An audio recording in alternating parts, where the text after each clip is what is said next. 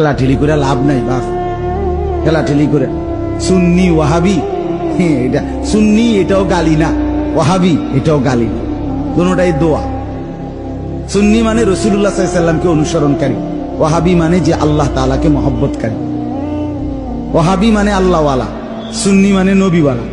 খালাস, তো একজন মুসলমান আমরা নবীওয়ালাও হওয়া চাই, আল্লাহওয়ালাও হওয়া চাই। কথা বুঝেন না? চলেন মিলেমিশে আমরা সবাই আল্লাহকেও ভালোবাসি, রাসূলকেও ভালোবাসি, সাল্লাল্লাহু আলাইহি ওয়াসাল্লাম, নবীকেও ভালোবাসি, সবাই ভালোবাসি, সবাই ভালোবাসি। অতএব ধাক্কাধাক্কি করে লাভ, ঠেলাঠেলি করে লাভ, ঠেলাঠেলি করে আগায় না।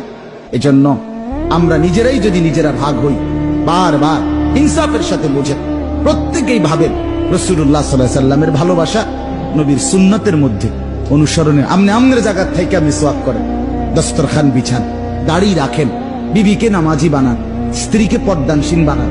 আমনে আমনের ফিরের কাছে থেকেই আমনের ঘরের থেকে টেলিভিশনের আওয়াজ বন্ধ করেন, কোরআন শরীফ সহি শুদ্ধ করেন, জিকির করেন। আমনে আমনের জায়গা থেকেই নবীজি সাল্লাল্লাহু আলাইহি সাল্লামের সুন্নাত মোতাবেক নিজের জীবন চালান, কোনো অসুবিধা নাই ভাই। ঠেলাঠেলির কি দরকার? সবাই মিলে মিশে যেন আমরা জান্নাতি হতে পারি, আল্লাহ তৌফিক দান করেন।